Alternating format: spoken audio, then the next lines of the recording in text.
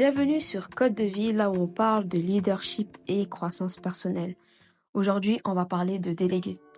Déléguer, c'est un principe fondamental en gestion et en leadership, car il permet de répartir efficacement des choix et des habitudes pour gagner en performance. On va tout de suite parler de quelques raisons clés. La première, libérer du temps. En confiant certaines tâches à d'autres, on gagne du temps pour se concentrer sur des activités plus stratégiques et à plus forte valeur ajoutée. Un exemple, la gestion des mails, rendez-vous téléphoniques ou devis, mais même dans la vie personnelle, comme prévoir les vacances, la comparaison des prix, des billets, avec quelle agence partir, tout ça prend du temps. Je veux partir sur un autre exemple, une personne pour ton ménage ou ton rangement, si tu en as les moyens bien sûr. Ce sont des choses simples, mais qui te permettent de te concentrer dans les aspects les plus importants de ta vie personnelle et professionnelle. Deuxième clé, développer les compétences. Déléguer offre aux membres de l'équipe l'opportunité d'apprendre. Bien évidemment, entre parenthèses, n'oublie jamais, un bon leader est celui qui permet à chaque personne qui l'influence de se développer.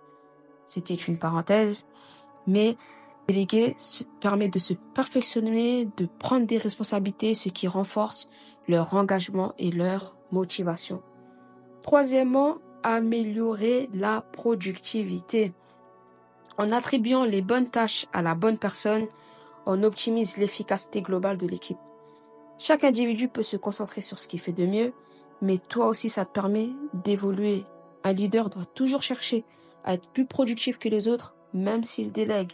Déléguer ne veut pas dire le repos seulement, mais déléguer veut dire être plus performant et être plus productif. Ne l'oublie jamais, cher leader. Quatrième point, réduire le stress. Quand un leader ou un gestionnaire tente de tout faire seul, il peut rapidement se retrouver débordé. Être débordé te fait perdre la passion que tu as. Même si tu aimes ce que tu fais de base, le fait d'être constamment stressé petit à petit, il y a un dégoût qui vient. Et c'est pas le but. Déléguer aide à mieux gérer la charge de travail, à prévenir l'épuisement. On sait que l'outil le plus précieux, c'est notre santé, c'est notre corps. Donc tu sais combien tu dois prendre soin de toi. On arrive au cinquième point, favoriser la collaboration. En déléguant, un manager montre qu'il fait confiance à ses collaborateurs, ce qui renforce la cohésion d'équipe et encourage une communication fluide. Pour une équipe plus forte, des relations plus saines, déléguer, c'est un message de confiance.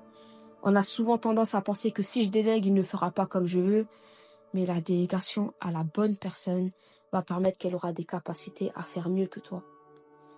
Il y a un homme qui disait: une équipe responsabilisée est prête à soulever des montagnes pour prouver que cette confiance était méritée. Et pour finir, le sixième point, améliorer la prise de décision.